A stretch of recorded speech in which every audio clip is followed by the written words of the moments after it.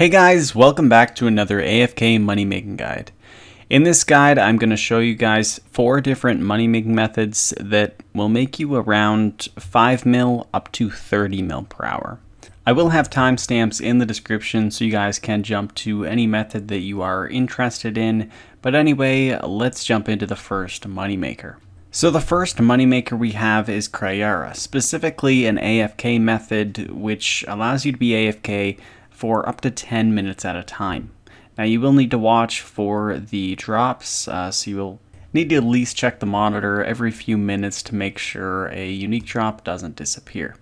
Requirements for this method include level 70 range and Troll Stronghold to fight Kree'Arra, and recommended is the Penance Aura or either the Demon Horn Necklace. If you do have that, you're completely fine.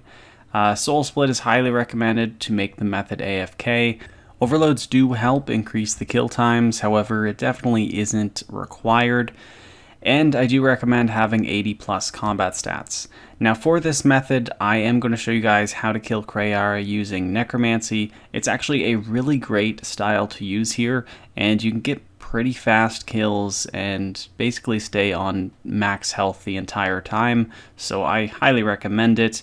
There are a few downsides, but anyway, let's look at that part. So for the gear setup, I recommend using the Death Dealer gear, which is the power armor for Necromancy. I actually don't have full tier 90 and the method went perfectly fine, so tier 90 isn't required. But if you do have the tier 95 armor too, you can use that. It will, of course help. I actually did use a few tier 95 pieces in the hood and the leg slots, and it did help increase the kill times, but it definitely isn't needed. Also recommended is the Demon Horn Necklace. This essentially gives you max prayer. You'll be getting 100 prayer points every time you bury Big Bones, which is what Kree'Arra and the Avalanches drop, and it should be fine. If you're just using Soul Splits, this will give you unlimited prayer throughout the fight and make it fully AFK. The Zuck Cape is also highly recommended. It will allow you to use Death Skulls in your rotation, so you can see I have it in the second slot in my ability bar. If you don't have the Zuck Cape, you can still do the method. Your kill times might just be a little bit slower, but it is fine if you don't have it. You can see the weapons. I'm just using tier 90 main hand and offhand.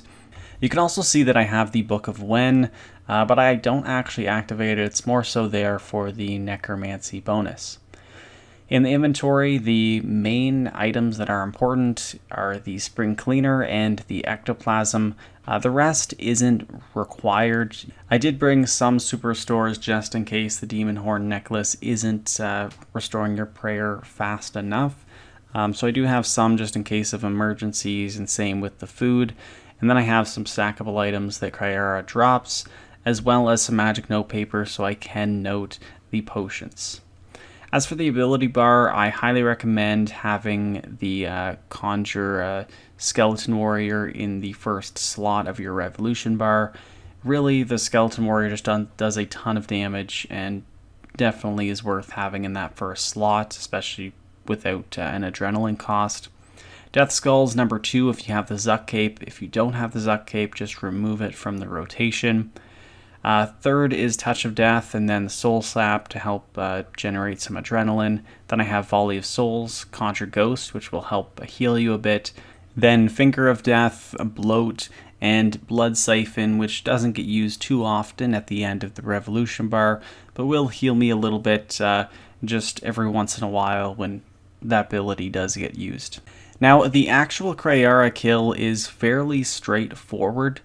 When you do enter the arena, make sure you do set the spawn speed to fastest to get the most kills per hour. I do recommend standing near the doorway. It doesn't have to be inside the doorway just because Necromancy doesn't have the range to attack Kree'Arra always standing in there. But if you are around the doorway or even in the bottom corner of the arena, that's sort of where I would recommend. You are going to get pushed by Kree'Arra's attack sometimes, as you can see on screen, but that is fine. It doesn't deal too much damage, and you can see if you have Soul Split active and you're using the Revolution bar, you're going to stay at near full HP.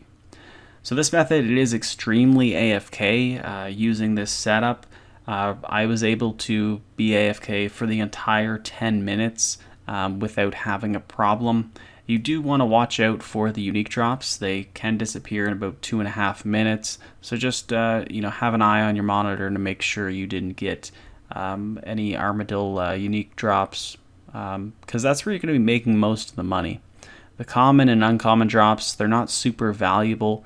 They are worth picking up, but the real money is going to be coming from those Armadillo gear drops. So definitely keep your eye on that. And this moneymaker, it's right around 12 mil per hour. You're also going to get some marks of war as well, which is nice. So it's a really great moneymaker to use right now. The next moneymaker is fishing blue blubber jellyfish. Required is level 91 fishing to actually fish them. And recommended, there are quite a few recommendations, one being the bait and switch relic. So this actually requires level 99 archaeology to get. It is really helpful to increase the GP per hour because it will allow you to automatically cook the jellyfish when you catch them. You'll also want the Fury Shark outfit and the augmented crystal fishing rod, hopefully with a honed perk on it to increase the amount of fish you're going to catch per hour. The Call of the Sea Aura is also helpful, and if you do have a perfect Juju fishing potion, that will increase your chances as well. The method is pretty easy. You will want to just go to the deep sea fishing hub and just head over to the jellyfish. So you will want to mainly just be catching the blue jellyfish. They do have a mechanic where sometimes they become electrified. You can catch them, however you will increase a electrified stack. And once you reach level 10 in that stack, you will become stunned, which is quite annoying. So just try to only fish the ones that aren't electrified if possible, just to avoid that mechanic. Now, another thing you can do is if you do have the dwarven fish extractors in your bank, you can use those. It will double the amount of fish you will be fishing or collecting, which will obviously increase your profit. So if you do use the fish extractor, you will probably be making around 9 mil per hour. If not, it's going to be right around 4 or 5 mil per hour, which isn't super great, but the method is fairly AFK. If you do want, you can use Sign of the Porters with the Grace of the Elves. However, I prefer not to, just to save on the costs. If you do just right-click the rowboat over there, you can deposit your fish directly into it. That way, it's pretty close, pretty nearby, and pretty easy to do. So that's sort of how I just bank them, rather than using some Sign of the Porter charges. Now moving on to the next method, we have making greater necroplasm. This is the best moneymaker in this AFK guide right now. It is an insane AFK money-making method. However, the prices, they do fluctuate quite a bit. Right now, it's still really great. It used to be, almost 100 mil per hour. Right now, it's right around 30 mil per hour, which is still phenomenal. It does seem to be dropping slowly, but I can see this method being well over 20 mil per hour for quite a while. Now, for the method, I do highly recommend having 90 Necromancy. You actually only need level 60 Necromancy to make greater Necroplasm, but level 90 unlocks the tier 3 ritual site, which gives you more glyph spots to use the multiply glyphs on.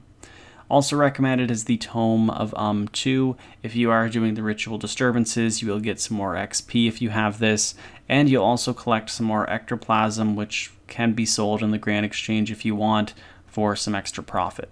So to start the method, you will want to pick up the lesser Necroplasm off the Grand Exchange. I prefer just buying a few thousand at a time, and then you'll want to start the greater Necroplasm ritual. As you can see, it does cost 1 elemental glyph, 2 elemental 2 glyphs, and 2 regent 2 glyphs. So if you do have the tier 3 ritual site, you will have a total of 11 glyphs available, which will allow you to use 6 multiply glyphs with this ritual. You can actually boost your necromancy level up to level 103, so you can use the multiply 3 glyphs. This is extremely helpful because it's going to allow you to make a ton of greater necroplasm per hour. If you do have level 99 Necromancy, you can use the Necromancy Cape to add an additional multiply glyph. If you're level 103 and have full multiply 3 glyphs and the multiply 3 on your cape, you'll be getting 525 greater necroplasm per ritual. If you sell that on the Grand Exchange for the current prices, which is just under 2k each, you're going to be making around 1 mil per ritual. And then based off the costs of all of the different ghostly essence to actually make the rituals, you'll be making right around 700k profit per ritual, which is absolutely insane. So first off, yeah, you will need to stock up on the lesser necroplasm. You'll need to buy some powerful ghostly essence and greater ghostly essence, and also some regular ghostly essence. Now, do note that the prices for this method are fluctuating a lot, but right now the GP per hour is around 30 mil per hour. Again, it is going to change quite rapidly, but even if the price of the greater necroplasm continues to drop, the input costs, those are going to drop as well. So this is probably going to be a pretty good money maker for a while. You can see that it isn't as AFK as the other methods. When you do start a ritual, you have 1 minute of AFK time, which is pretty decent, but just not as good as the other two methods. But the GP per hour is insane.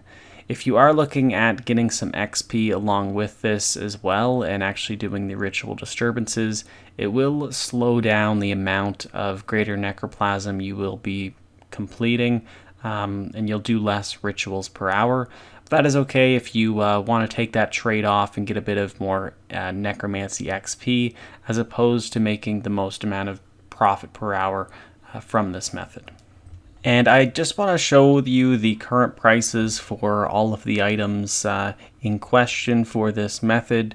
So as of recording, I was able to sell greater necroplasm for around 1900 each, but you can see it does fluctuate quite rapidly. Just a few minutes later, it was only 1750, so the price can change quite rapidly. But still, even if the price drops a bit more, you're still going to be making quite a bit of profit per hour from this, and making at least 20 mil per hour for an AFK method is really good. The last AFK method in this video is gathering Hellfire Metal. It does require level 36 archaeology. However, the Master Archaeologist outfit is recommended, as well as Grace of the Elves and the Auto Screener. You'll also want a Matic of Space of Time, or just get the best Matic you can, and having it perked out to have a honed perk on it is quite helpful. The method itself is pretty straightforward and easy. You will want to gear up with your archaeology setup. So you can see I have the Master Archaeologist outfit, and then I also have my Sign of the Porters and Grace of the Elves, my Matic and all of that. You can also see that I did equip some Zamorak arrows, so that is going to be recommended to at least have one of them equipped so the Zamorakian minions here don't start attacking you. And so the Hellfire Metal material caches, they are located around Krill in the God Wars dungeon. And the method is quite easy. You're just going to be gathering the Hellfire Metal from these caches. If you want to make it extra AFK, toggle your Grace of the Elves and Sign of the Porters. You can also use the Premier Artifact to bank about 50% of what you're obtaining. If you do have the Imp Sold perk, that will also do something similar. So overall, this method, it is pretty good. It's fairly AFK, however, you do need to click to the next spot every once in a while. But the profit is really great. Hellfire Metal, it is selling for a ton. It's used to make the binding contracts. So you can make right around 6 or 7 mil per hour from this method. However, the price of Hellfire Metal, it is fluctuating quite a bit. When I was doing it a lot in the past few days, it was selling for around 19k each, which is super high. But it is a really good money maker right now. It isn't as AFK as some of the others, but just another method for you guys to try out. Anyway guys, thank you so much for watching. I really hope you did enjoy the video. And if you did, make sure to hit the thumbs up button and subscribe for more RuneScape 3 content. And I'll see you all in the next one. Peace.